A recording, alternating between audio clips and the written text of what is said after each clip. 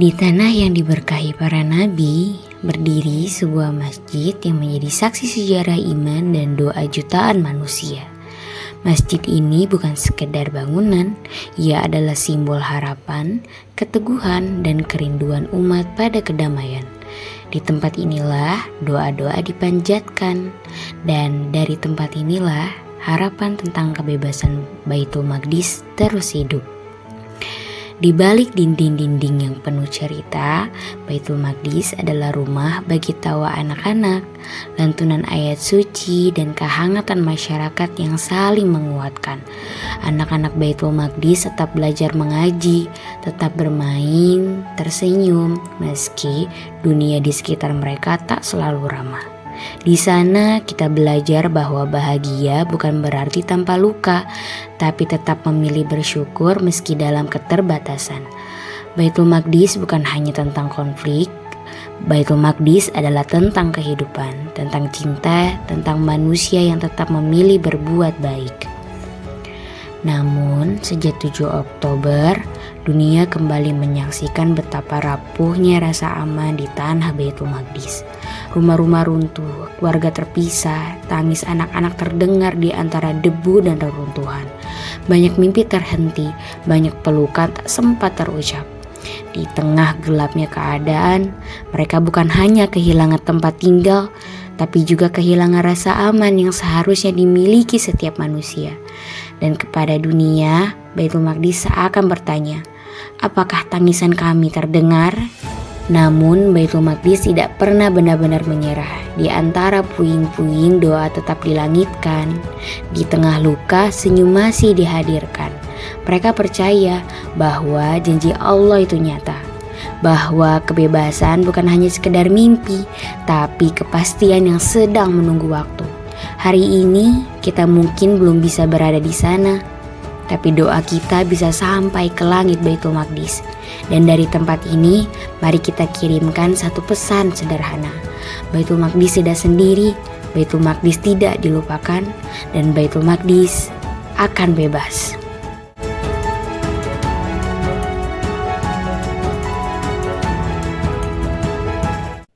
Assalamualaikum warahmatullahi wabarakatuh. Alhamdulillah. Ini akhir apa awal nih? Mau awal berarti nanti ada lagi. Insya Allah tepat. Berarti Iya. episode atau chapternya. Kita mulai bikin penjelasan sedikit kemarin yang jadi catatan kemarin di Return of Hope ya, Bang ya, kemarin tuh ada harapan lah kembali melalui figur Salahuddin Al-Ayyubi dengan menyatukan Mesir dan Syam, terus membangun kekuatan berbasis nilai Islam yang lurus.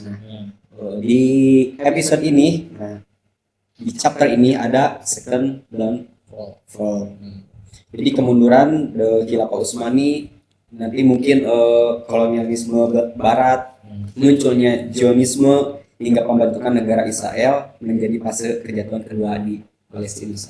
Begitu pembahasan di episode ini, dan ada satu hal yang pasti kita ingat, peristiwa 7 Oktober 2023 dan runtutan peristiwanya. Ya intinya sih sebenarnya the second downfall ini ketika tadi Salahuddin Al-Ayyubi sudah membebaskan Baitul Maqdis, terus kita udah membebaskan Konstantinopel seperti hadis Rasulullah, dan akhirnya Islam itu berkembang kan. Cuman akhirnya harus berhenti di tahun yang nanti akan kita jelaskan supaya nggak spoiler. Karena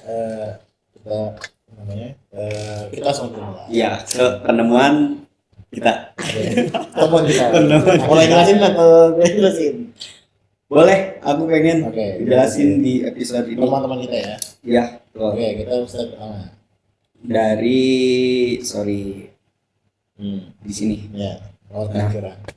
Di awal kehancuran Yusan, ya, jadi di abad ke-17 terjadi fase kemunduran di Khilafah Utsmani, di antaranya korupsi birokrasi, kanan Eropa, dan ketinggalan ekonomi. Nah, ini pasti struktural banget nih kayaknya ya. Betul. Lalu dimulai invasi dari Mesir oleh Prancis yang dipimpin oleh Napoleon. Bonaparte. Bonaparte. Melihat Eropa yang semakin maju sejak meninggalnya agama melalui revolusi Prancis, secara perlahan Khilafah Utsmani mulai mengambil sistem Barat dan perlahan meninggalkan sistem Islam. Masya Allah ya. Dengan nama lain itu reformasi Tanzimat ya. Reformasi Tanzimat. Nah masuk Wah, Masya Allah. muncul nih, nah ini negara yang gemes banget ya. Negara Yahudi.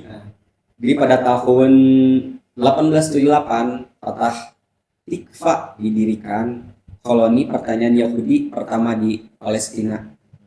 Pada tahun 1896 Theodor Herzl menerbitkan buku Der Judenstaat atau Negara Yahudi, mengagaskan berdirinya negara Yahudi. Di Kongres Zionis pertama itu di Basel, Swiss pada tahun 1897 muncul tuh usaha-usaha Zionis untuk membeli tanah Palestina dan Khilafah Utsmani. Namun ini yang mungkin kita masyhur ya tahu gitu, upaya ini ditolak oleh Sultan Abdul Hamid II. Muncullah Perang Dunia Pertama. Ya. Perang Dunia Pertama selama tahun 1914 sampai 1918 terjadi Perang Dunia I yang mengakibatkan terlibatnya Khilafah Utsmani. Lalu pada di tahun 1916-nya Inggris menghasut Arab, udah mulai ikut campur nih ya, untuk memberontak melawan Khilafah Utsmani dengan janji menjadikan mereka itu pemimpin baru melalui korespondensi McMahon dengan Sharif Hussein. Nah disinilah kalahnya Khilafah Utsmani ya, mengakibatkan diambil alihnya wilayah kekuasaan Utsmani oleh Prancis dan Inggris melalui perjanjian Sykes-Picot. Ya Allah, Sykes-Picot. Bubarnya sang pelindung umat. Pada tahun 1917, Inggris mendeklarasikan bahwa tanah Palestina merupakan milik bangsa Yahudi. Nah, udah main klaim nih. Dibentuknya Liga Bangsa-Bangsa. Lalu revolusi Turki muda pada tahun 1922 oleh Kemal Atatürk dan terpilihnya Kemal Atatürk menjadi presiden pertama di Turki. Pada tahun 1924, si Kemal Atatürk ini resmi membubarkan Khalifah Utsmani dan menerapkan sistem sekularisme, yaitu memisahkan antara Islam dan negara. Nah, Berarti ini di kita juga kadang ada jangan dihubung-hubungin nih kalau Iya. misalkan agama-agama. Ya. Jadi presiden bawa agama. jangan bawa agama ungkapan itu tuh. Nah, itu. Iya. Berarti nanti bisa ya masuk ke serius tadi. Bisa dong. Tapi jangan Iya. Lanjut nih, di Islam semakin dihapuskan. Si Kemal Atatürk ini melakukan kebijakan agar tidak munculnya khalifah dan memisahkan agama dari kehidupan.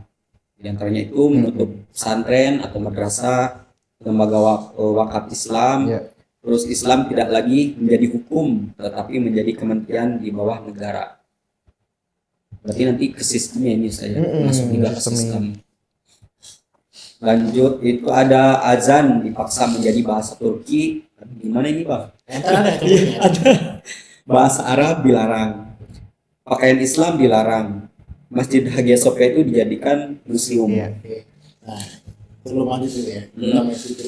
Jadi kan di salah satu ini sudah sempat dibahas tuh tadi di chapter sebelumnya. Iya. Ketika otomatis kita dikuasain, kita Utsmani nanti akan dibebaskan masuk apa ya?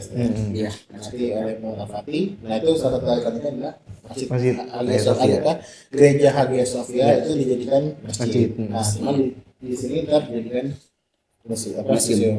Nanti salah satu contoh azan dipaksa menjadi bahasa Turki. Coba saya lihat. Nah ini contohnya. Ini nih. Kita coba aja ya. Kamu bisa lihat kok di YouTube. Oh, saya coba. Katanya ada yang ngefans sama Kemal Atatürk. Ada. Oh ada. Ada dong. Sering sadar. Itu loh. Gak apa sih. Apa mau jadi nama jalan?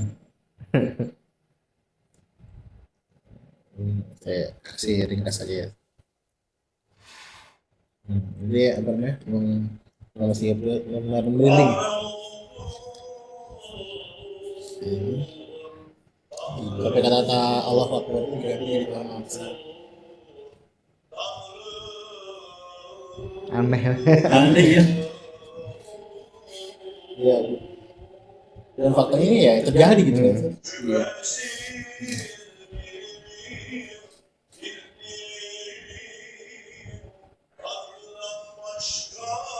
Ya, dia tidak menyebutkan Allah, dia cuma bilang selain Tuhan tidak ada yang pasti sembah. Dia hanya menyebutkan tidak ada Tuhan selain Allah.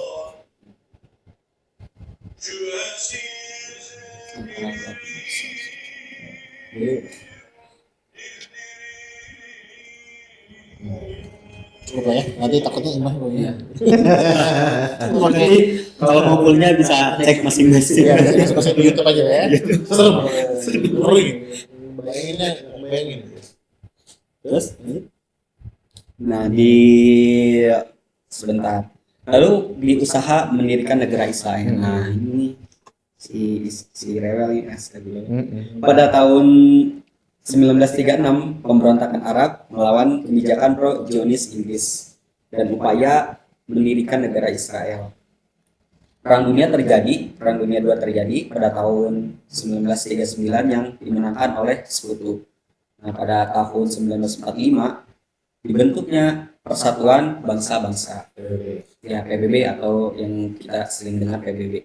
Nah, PBB ini merencanakan Operation Plan untuk membagi wilayah Palestina dengan Israel.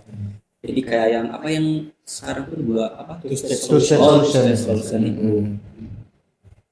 Israel mendeklarasikan kemerdekaannya pada tahun 1948. Pengusiran besar-besar ya. Oh, besar-besaran, salah kan? Pengusiran besar-besaran. Setelah mendeklarasikan kemerdekaannya, Israel semakin menjadi-jadi dalam melakukan pengusiran dan penjajahan terhadap penduduk asli Palestina. Peristiwa ini dikenal dengan istilah Nakba. Nah, ini kalau teman-teman pernah dengar istilah Nakba, nih. Pemimpin Arab berupaya untuk membebaskan Palestina dengan membentuk kerjasama 3 negara untuk melawan Israel, yaitu Mesir, Yordania, dan Suriah. Mereka kalah hanya dalam 6 hari. Israel semakin berkuasa di Timur Tengah, semakin jumawa nih kayaknya nih. Dan ini apa namanya? Yang perang itu namanya Six Days Wars. Days Wars. Ini ada rujukan ayat juga ya. Artinya itu, dan kami tetapkan terhadap Bani Israel dalam kitab itu, kami pasti akan berbuat kerusakan di bumi ini 2 kali dan pasti kamu akan menyombongkan diri dengan kesombongan yang besar. Quran surat Al-Isra ayat 4. Nah, di sini kenapa kita ketika ayat ini saat jadi ketika Israel itu menang di Six Days Wars, kan apa namanya jadi semakin jumawa.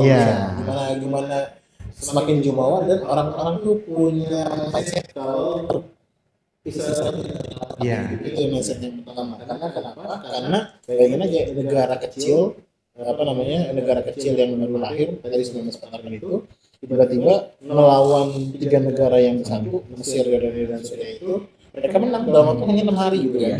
Itu gimana bisa menang ya? Gimana bisa menang itu ya? Itu kalau saya dari referensinya itu si Israel itu sendiri melakukan perang ini sendiri sebenarnya konspirasinya mereka gitu saat. Jadi pasukannya memang udah dirancang untuk buat perang ini gitu. Jadi mereka udah tahu bakal ada serang ini, maka nanti sebelum perang itu mereka udah ngancurin pasukan militernya dari 3 negara ini. Itu ya saya perlu didalami juga nih. Ya, itu saya bahas di kelas yang lain itu keren banget tuh. Iya. Terus nah, sekarang kita masuk di 7 Oktober 2023 dan bangunnya kesadaran. Mantep. Jadi ketika kenapa kita masukin ini kemarin baru lupa deh Presiden Spanyol yang bilang kalau nggak salah. Kalau atau Prancis ya itu. Kalau sekarang itu tatanan dunia itu benar-benar berubah sejak 7 Oktober 2023 ini gitu. Dimana sekarang kekuasaannya Amerika Serikat itu udah benar-benar berubah. Dari yang udah kita bilang dulu, dan Israel itu udah benar-benar sekarang tuh udah jadi sudut pandang tadi yang bilang kuat banget itu, jadi sekarang pandangannya jelek banget itu. Iya. Kayak musuh bersama ya. Jadi musuh bersama. Nah ini ternyata yang ayat yang tadi kita ada kutip tuh yang kesombongan besar Iya, iya. di ayat 4 Al-Isra itu ternyata dilanjut lagi sama yang jadi makin ringan gitu Ustaz, dengan keadaan saat ini gitu. Ya artinya bilang gini, kami ketika nanti hukuman yang kedua itu kan kalau nggak salah tuh Ustaz Gaza bilang yang kesombongan yang sekarang itu adalah kesombongan yang kedua yang semua tadi Iya. di ayat keempat. Nah di ayat ini menjelaskan kalau ketika nanti apa namanya yang kedua itu sudah datang, maka kami datangkan kepadamu hamba-hamba kami yang perkasa, lalu mereka merajalela di kampung-kampung dan itulah tindakan yang pasti dan terlaksana gitu. Nah itu benar-benar kayak pasukan kita para pasukan kita yang di Gaza itu benar-benar kuat banget kan. Bayangin aja negara sekecil negara wilayah sekecil Gaza yang nggak lebih besar daripada DKI Jakarta itu bisa ngalahin Israel, bisa ngalahin dan sampai sekarang udah 2 tahun gitu kan. Mereka nggak bisa berhasil ngalahin pasukan Gaza gitu. Justru mereka malah terangkan sendiri gitu. Malah mereka masukkan ke yang ayat 6 tuh. Nah akhirnya buat motivasi kita gitu. Kemudian kami berikan kepadamu giliran untuk mengalahkan mereka. Jadi ini ada kesempatan gitu untuk kita mengalahkan mereka gitu. Nah di sini juga di hukuman yang kedua itu juga udah jelas gitu. Apabila datang satu hukuman kejahatan yang kedua yang mana saat ini ya kalau saya biasa kami bangkitkan musuhmu untuk menyiramkan wajahmu, lalu mereka masuk ke dalam Masjid Al-Aqsa sebagaimana mereka masuknya pertama kali, dan mereka membinasakan apa saja yang mereka kuasai gitu. Artinya sekarang ya jelas banget Israel sekarang udah nggak punya muka di manapun gitu kan. Kemarin itu lembaga internasional itu pengen nangkep si presidennya si perdana menterinya Israel itu si apa ya? Iya, itu. Aku nih yang dia pernah bikin statement mau masukin kurikulum buat Indonesia juga. Bukan itu si Beyin itu bukan ya? Si Beyin. Peran itu sini. Netanyahu. Oh, si Netanyahu. Oh, itu sih. Itu beda itu bukan itu. Iya, si Netanyahu. Si Netanyahu itu ya itulah akhirnya di sini. Kita sekarang di tahap ini sebenarnya. Kenapa kita bahas ini? Kita pengen belajar dari satu tentang runtuhnya Khilafah Utsmani gitu. Wah, masya Allah ya. Nah, sebenarnya apa sih? Kenapa bisa negara yang besar gitu kan? Ya sama kayak tadi Abbasiyah tadi. Negara yang besar ini, kan masa kita nggak belajar dari sejarah gitu? Abbasiyah udah hancur, kok bisa Utsmani hancur juga? Iya. Nah itu sebenarnya kenapa sih bisa Khilafah Utsmani itu jatuh gitu selain apa yang kita teman-teman kita sampaikan. Oke, masya Allah. Jadi saya jadi ingat sebuah momen di mana ada salah seorang bangsawan dan pejabat tinggi di kerajaan Inggris, itu namanya Lord Curzon. Nah, Lord Curzon ini dia Menteri Luar Negeri gitu kalau nggak salah ya jabatannya. Tapi yang pasti dia adalah salah seorang petinggi di pemerintahan kerajaan Inggris. Tahun sekarang atau tahun Udah lama dulu ini. Udah mati orangnya juga. Di abad-abad ke-19 gitu. Jadi pada momen itu Lord Curzon ini berpidato di hadapan parlemennya Inggris gitu kan. Pidatonya ini ternyata berhubungan dengan Khilafah Utsmaniyah itu. Nah, dia berpidato kayak begini. Kita telah menghancurkan Turki katanya.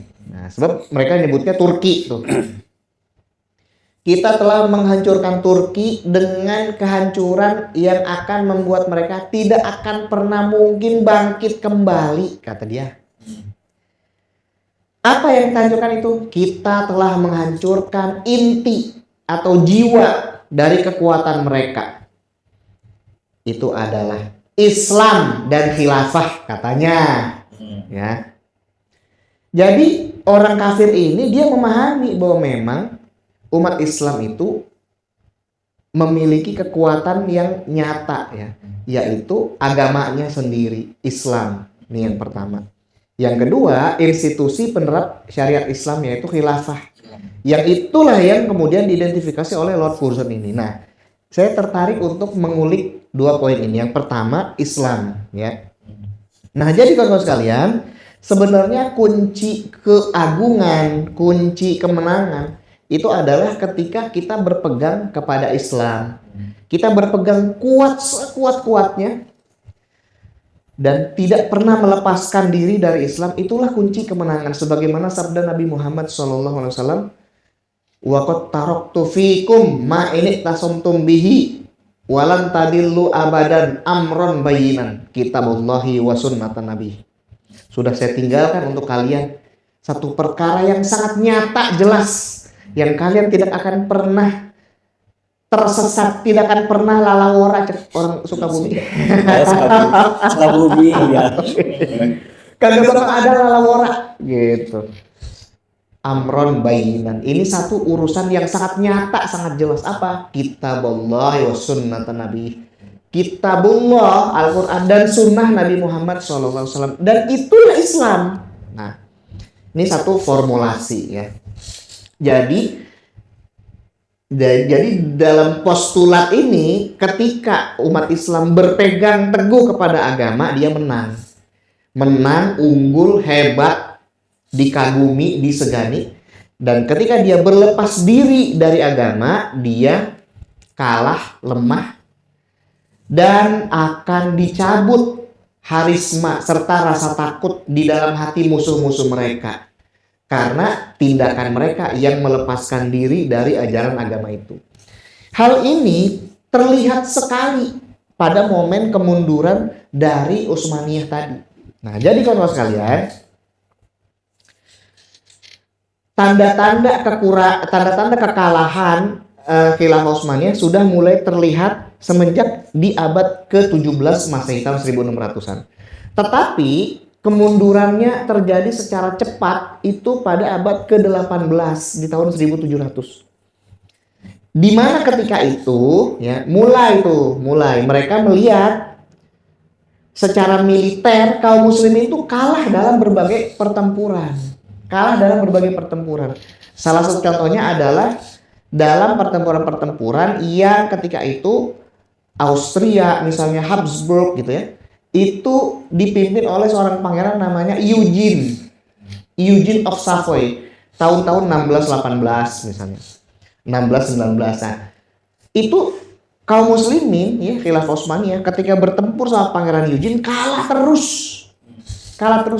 Apalagi pasca kaum muslimin tidak berhasil merebut Vienna, pengepungan Vienna tahun 1683 kalau nggak salah ya.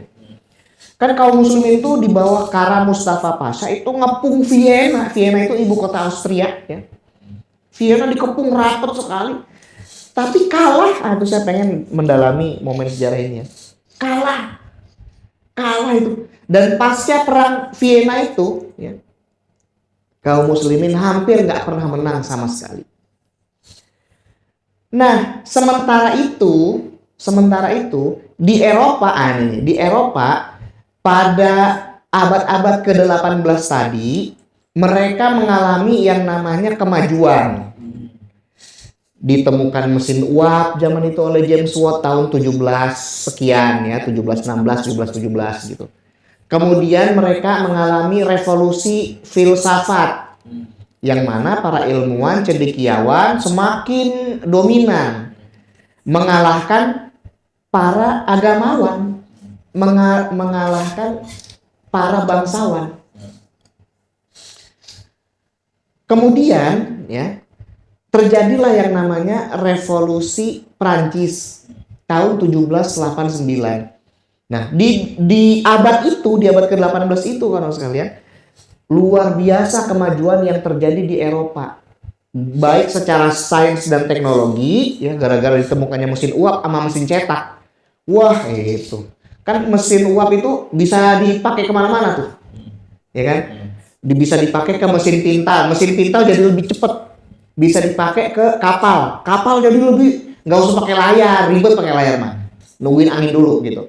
Nah, pakai mesin uap, kapalnya pakai mesin uap, cepet. Ya, ngacir cepet gitu, larinya cepet. Nah, kemudian ke mesin, berbagai mesin itu di-include-kan mesin uap itu. Dahsyat. Revolusi industri 1.0.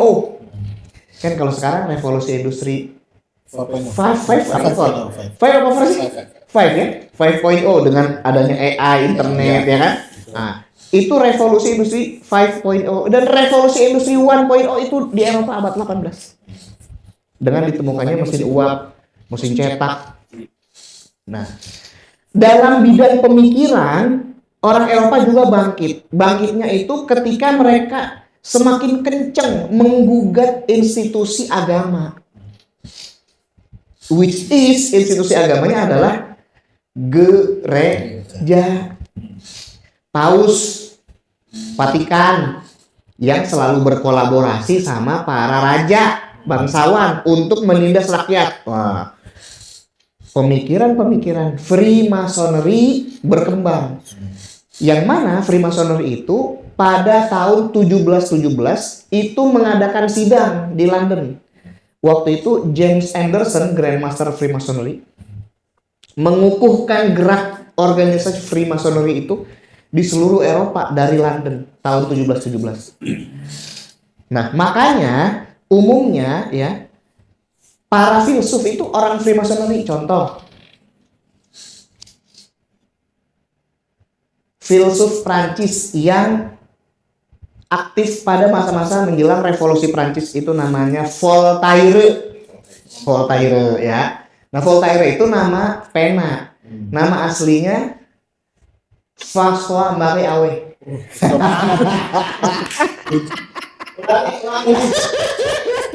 Takut terselip lagi.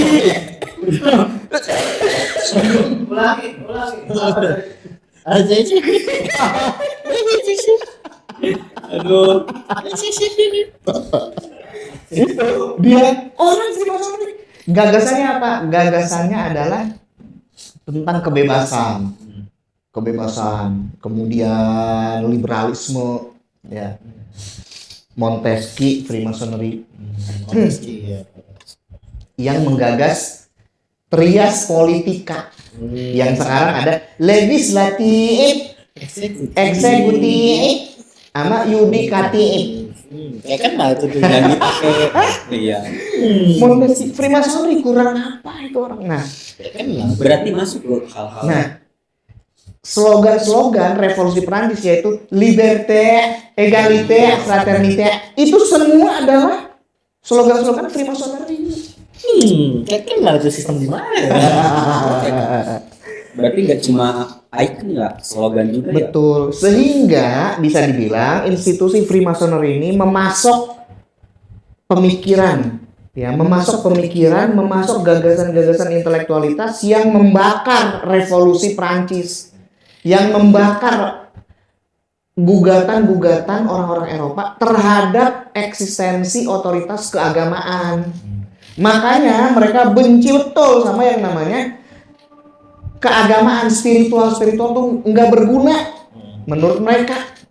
Seperti itu. Nah, yang kayak begini tersebar terus ke dunia Islam karena mereka melihat, lihat di Prancis maju, hebat, keren, teknologinya bagus, militernya bagus. Mereka memisahkan agama dari negara. Mereka memisahkan agama dari pemerintahan. Yuk kita ikut. Atau reformasi Tanzimat itu. Nah, semangat itu kemudian teman-teman sekalian diwujudkan secara nyata dalam gerakan Tanzimat itu tahun 1839 waktu dipimpin oleh Sultan Abdul Majid pertama. Ternyata yang pegang kendali bukan dia, sebab dia ketika dinobatkan masih muda, umur 15-16 tahun udah jadi khalifah, ya kan? Masih muda. Iya udah balik sih, memenuhi syarat-syarat inkos dan syarat-syarat syar'i gitu ya. Tetapi ternyata yang pegang kendali adalah wazirnya, wazir agung namanya Mustafa Rashid Pasha. Beda sama Mustafa Kemal Pasha toh? Beda. Mustafa Rashid Pasha ini orang Freemasonry. Nyusup dia kemana-mana, dahsyat ya. Nah, Mustafa Rashid Pasha ini dia yang menggerakkan Tanzimat. Betapa berbahayanya Tanzimat ini, kenapa? Sebab sistem Islam digerogotin, disingkirkan dikit-dikit. Contoh, kekuasaan khalifah yang menurut syariat itu adalah kekuasaan yang tunggal. Sekarang harus berbagi kekuasaan sama kabinet. Kabinet itu dipimpin sama wazir agung. Ya dia gitu loh. Ngikutin sistem dari Inggris, ngikutin sistem Eropa. Raja sama Perdana Menteri. Betul. Sehingga jadi sistemnya itu demokrasi parlementer.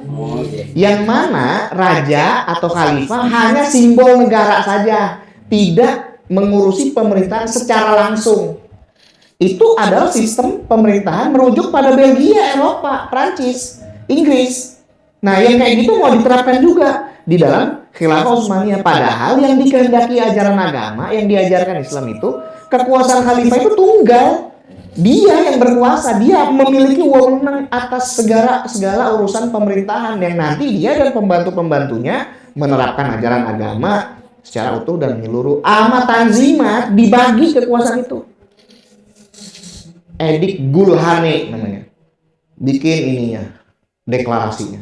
Bukan cuma itu, kebebasan beragama.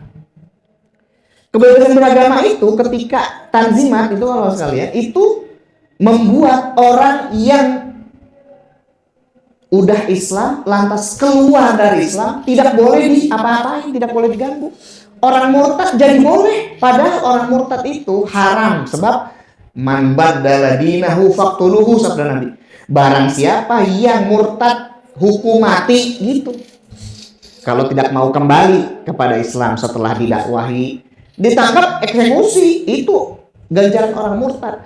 Gara-gara Tanzimat yang mencanangkan kebebasan beragama, ya, maka orang yang murtad tidak boleh diganggu. Udah biarin dia murtad gitu.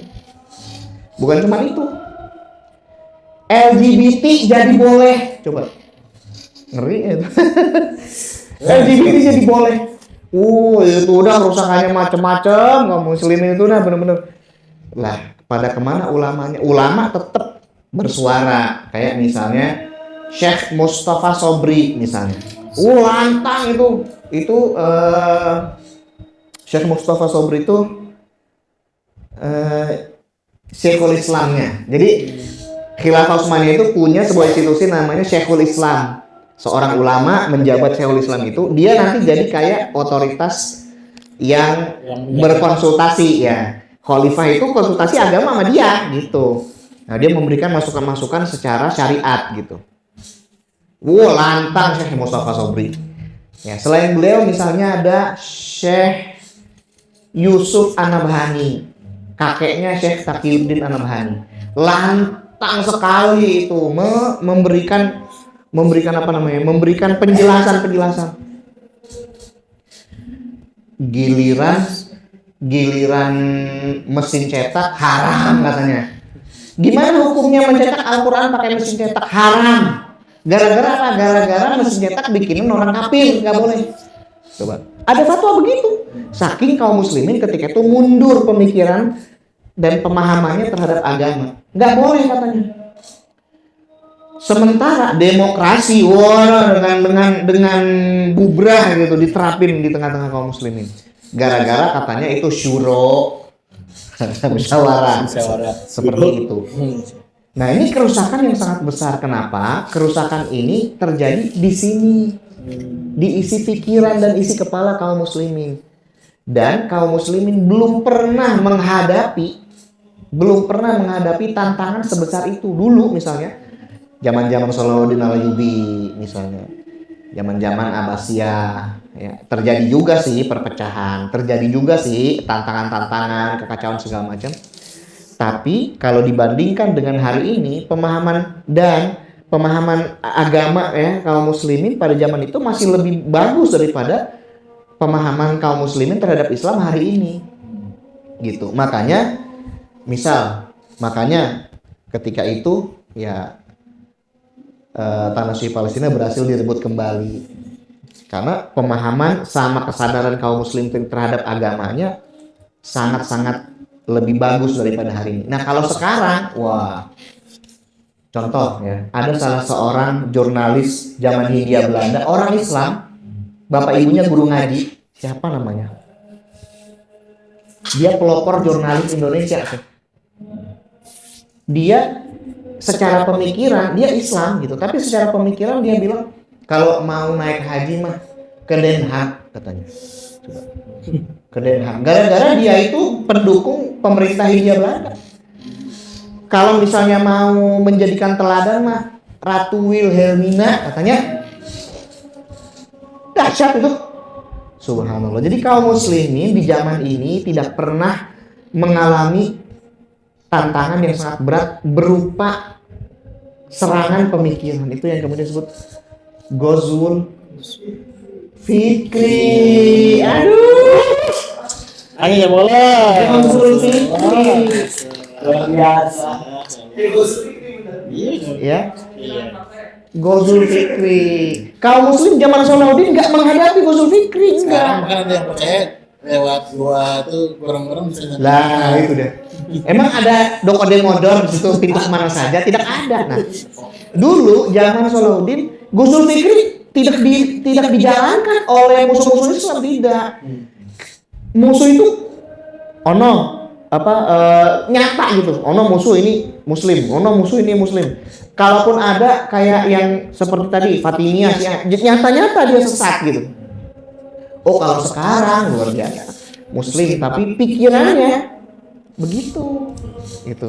Jadi kalau muslim diserang secara pemikiran, makanya mereka kemudian bersemangat untuk melepaskan diri dari ajaran agama. Seperti orang Barat, orang kafir melepaskan diri dari ajaran agamanya dia. Padahal agama dia sama agama kita beda. Dia sama agamanya nyata-nyata keliru, salah. Lah agama kita kan agama yang lurus, agama yang benar, Islam. Yang mana kalau misalnya kita melepaskan diri dari Islam, justru kita akan hancur, akan musnah. Nah itulah yang terjadi pada Khilafah Utsmaniyah. Dikit-dikit ajaran agama itu disingkirkan. Nah sampai puncaknya adalah itu tadi, diruntuhkannya Khilafah Islamiyah oleh Mustafa Kemal Pasha. Mustafa Kemal Pasha itu Freemasonry. Aduh banyak nih. Bahkan ada salah seorang khalifah kaum muslimin anggota Freemasonry itu kakaknya Sultan Abdul Hamid kedua, namanya Sultan Murad V. Freemasonry Sultan Murad V. Nah, jadi dia karena dia jadi gila, dia nggak lama memimpin. Lantas langsung diganti oleh Sultan Abdul Hamid kedua. Oke, mungkin ODGJ maaf. Dia ODGJ. Iya. yang mungkin gue coba bantu simpulkan gitu ya, maksudnya dari sana. Berarti sebenarnya ini kejadiannya sebenarnya sama ya, Ustaz, ya? Apa namanya, pertama ya, kita satu melepaskan syariat Islam, Betul. ya kan? Kedua adalah ya kita nggak ada persatuan lagi gitu. Betul. Ya, jangankan persatuan gitu ya. Ya. Ya sama-sama muslim kayak Muhammadiyah, NU bisa gitu ya. Dan sebenarnya Perbedaan pendapat aja masih perbedaan pendapat aja Ya. itu jadi ini masalah gitu kan. Betul. Padahal kita melupakan inti dasar itu ya Tuhan kita Allah, Iya. Nabi kita Muhammad, itu aja Ya. gitu kan, Rasul kita gitu. Nah cuman yang tadi saya bilang itu kita diperparah itu karena yang diserang itu mindset Isi kita, kepala, ya, betul. isi kepala kita itu. Maksudnya Ya. kita nggak kalau kita sebenarnya sedang dijajah Iya. secara pikiran itu, misalnya mungkin ya kayak saya mungkin yang mungkin kita hal yang tadi kita mau bahas lagi gitu ya, Seth. Kayak contohnya ya mungkin sekarang yang umum kita anak masalah anak muda sekarang gitu yang menamakan mungkin kayak pacaran, Ya. ya kan, maksudnya orang mungkin dulu tuh sesuatu yang mungkin tabu gitu, sekarang jadi hal umum atau Ya. mungkin kayak gitu, atau mungkin sekarang contoh kayak pinjaman online, Nah, judi online, tuh semuanya itu kan apa nih kita tuh apa kayak namanya sekarang dilegalkan oleh negara Betul. kan, maksudnya itu kan sesuatu yang secara syariat itu tidak Iya. boleh misalnya. Betul, betul. Itu sebenarnya berarti separah itu. Mungkin karena kitanya yang nggak ngeh itu nggak boleh, Iya. ya akhirnya itu berjalan kayak biasa aja Iya. gitu kan. Mungkin seperti itu kali ya. Betul, betul, betul. Jadi memang karena kaum muslimin itu sudah lemah pemahamannya terhadap ajaran agama ya. Sudah lemah pemahamannya terhadap Islam sehingga jadi mudah bagi mereka untuk disesatkan, untuk disimpangkan sehingga masuklah pemikiran-pemikiran semacam liberalisme itu tadi, sekularisme itu tadi yang baik secara sadar maupun nggak sadar mereka terapkan di tengah kehidupan mereka. Contoh, orang tua-tua kita misal suka ada tuh yang suka saya dengar tuh, udah nggak usah bawa-bawa agama. Yang tadi Itu atau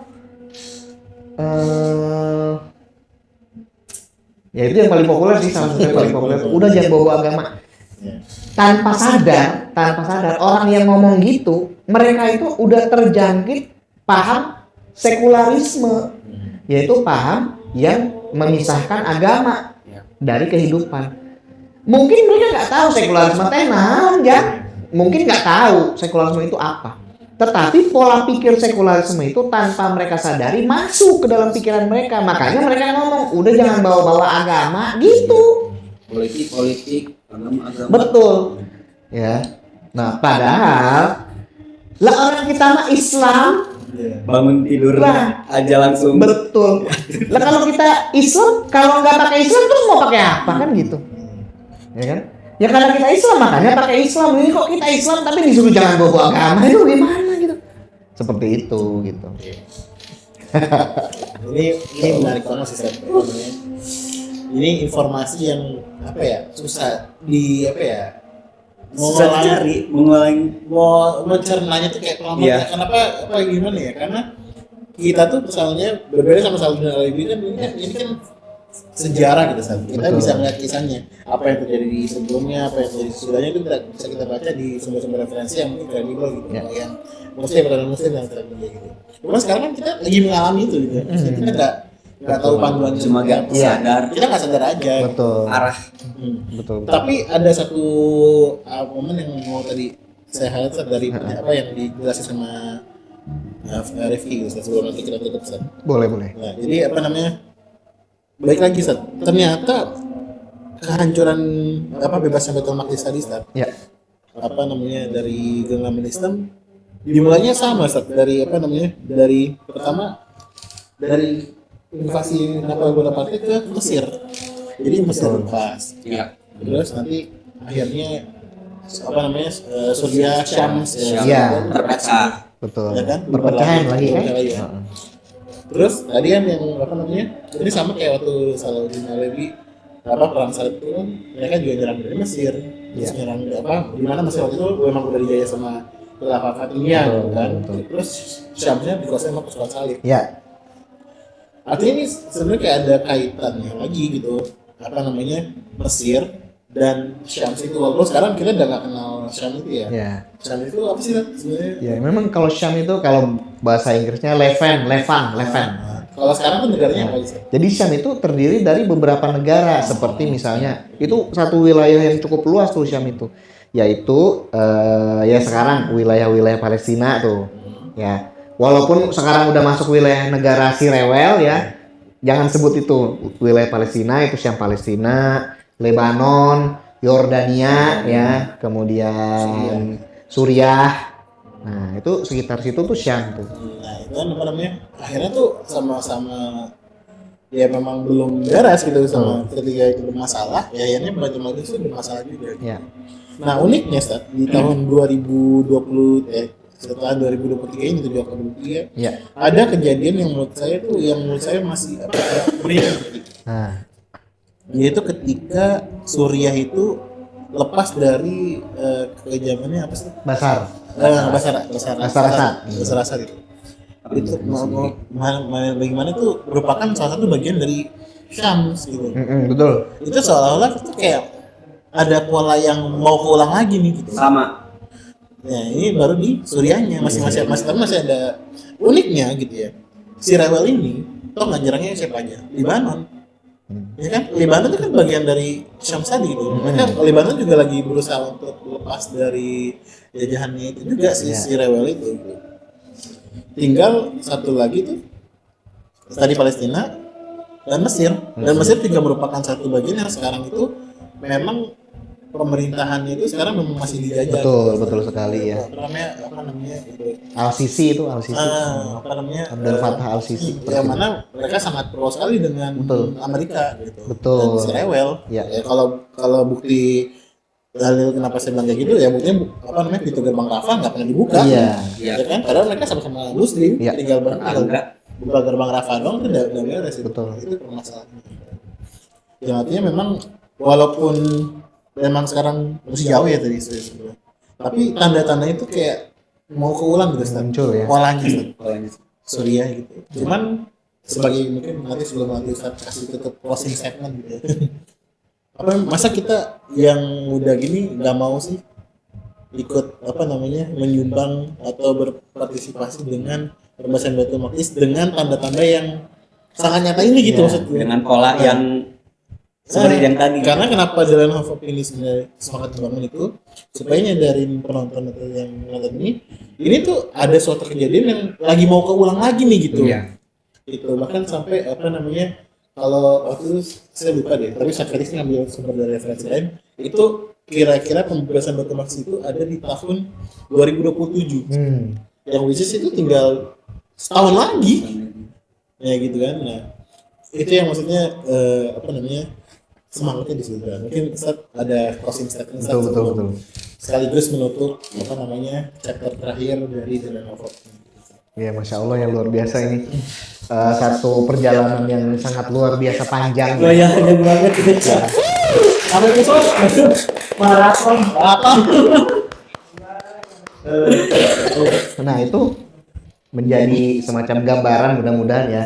Kawan-kawan semua sahabat Al-Mutakin mendapatkan gambaran tentang apa yang sebenarnya terjadi gitu di sana gitu karena memang secara historis ya berbagai yang terjadi hari ini itu dalam rentang sejarah seperti ada polanya gitu terulang kembali. Iya. Kan wal tanzur nafsun ma qaddamat lighad. Nah, itu salah satu ayat Al-Qur'an yang mendorong kita untuk meneliti dan mempelajari sejarah ya. Apa yang terjadi di masa lalu untuk masa depan ya kan.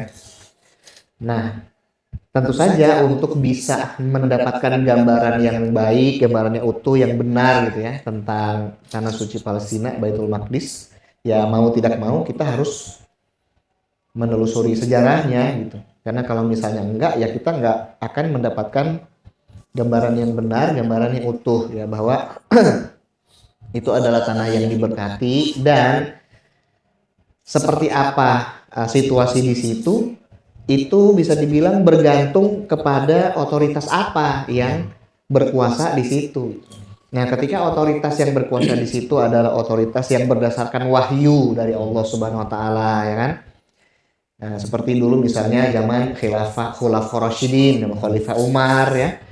Dan ke sini. Nah, alhamdulillah kita mendapatkan gambaran sejarah bahwa di situ tuh tercipta toleransi, perdamaian ya, orang Nasrani, orang Yahudi dibolehkan untuk berziarah ya ke berbagai tempat-tempat suci mereka gitu kan. Kemudian mereka juga mendapatkan kebaikan, kesejahteraan. Tapi kemudian ketika yang menjadi otoritas di situ adalah hawa nafsu ya kan, hawa nafsu, kemudian kekufuran, maka yang terjadi adalah kekacauan, pembunuhan, kehancuran, pengeboman ya sebagaimana yang misalnya terjadi pada masa pasukan salib. Kira-kira 80-an tahun ya. Tanah suci Palestina itu dikuasai pasukan salib sampai Salahuddin Ayyubi membebaskannya pada 1187. Nah, setelah Salahuddin damai lagi tuh. Lama damai itu. Ya, setelah 1187 kan tidak ada lagi yang bisa menguasai Baitul Maqdis. Itu tangan kaum muslim terus tuh. Sampai pada titik 1948 ya kan. entitas Zionis Yahudi bikin sebuah pemerintahan di situ. Coba panjang sekali masanya. 1187 sampai 1948. Itu adalah masa-masa baik, masa-masa indah ketika otoritasnya adalah otoritas Islam di situ gitu.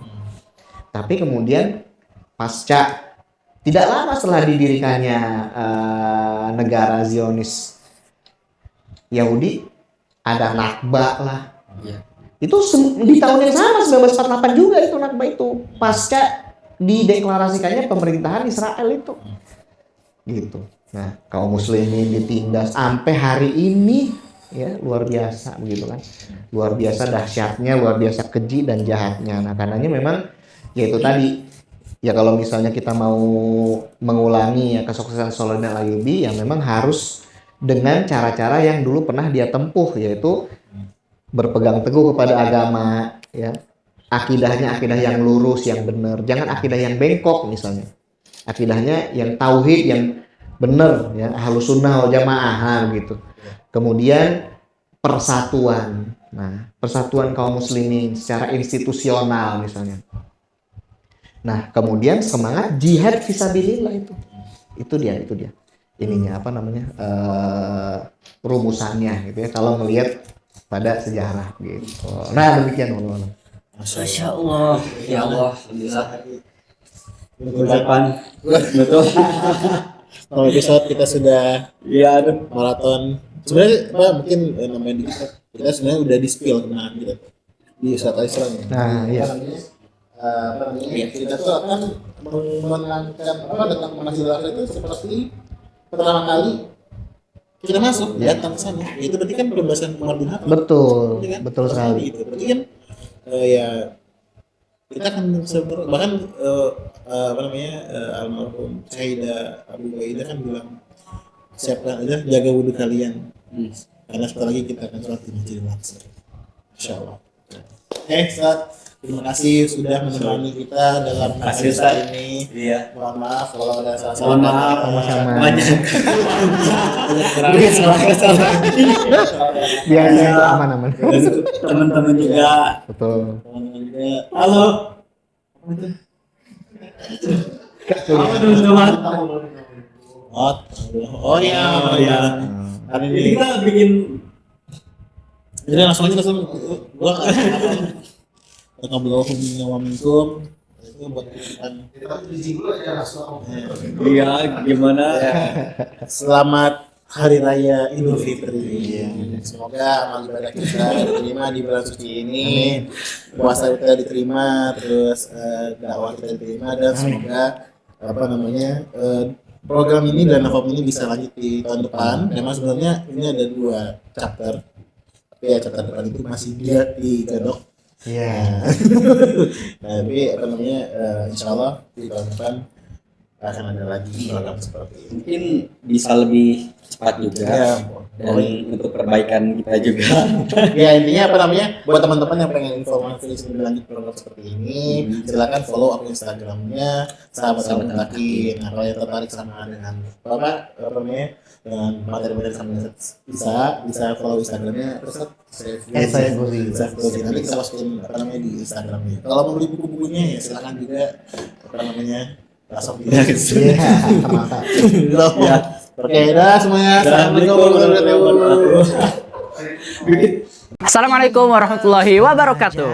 Buat sahabat yang mau mendukung program dakwah SAM, bisa dengan membeli merchandise dari kami, ada t-shirt, ada tote bag, dan masih banyak lagi. Sebagian keuntungan juga akan kami salurkan kepada saudara-saudara kita di Palestina. Jadi jangan lupa dukung kita ya.